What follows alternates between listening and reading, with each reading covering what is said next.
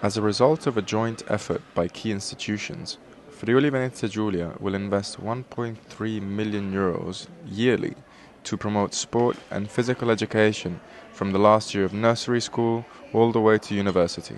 Continuare come abbiamo fatto fino adesso a dare la garanzia di diritto allo studio a tutti gli studenti bisognosi, che è un termine molto ampio visto che parliamo di SE che sono molto più alti nel corso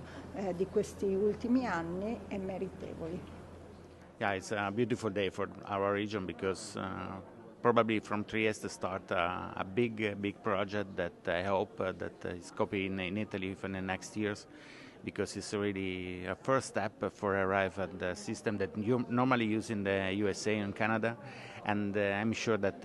we will have a big result in the future. Tantissimo, perché andiamo a potenziare l'attività motoria, fisica e sportiva in tutte le scuole, a partire dalla scuola dell'infanzia fino alla scuola secondaria di secondo grado. Lo facciamo recuperando ciò che già esiste nella scuola, potenziandolo, aumentando le ore oppure inserendo nuove progettualità, e lo facciamo anche chiedendo ai docenti una rivisitazione del curricolo, nel senso che comunque l'attività motoria può essere anche un volano per arrivare anche all'insegnamento di altre discipline, partendo da una profonda motivazione da parte degli studenti. Ci sarà un coordinamento, a mio avviso, più efficiente, più efficace per promuovere l'attività fisica dall'ultimo anno dell'asilo, passando per le elementari, le medie e le superiori, aggiungendo un professionista che è il laureato in scienze motorie, più il laureato in scienze della formazione, più anche alcuni tecnici delle federazioni sportive presenti nella regione per contribuire alla promozione dell'attività fisica nelle scuole.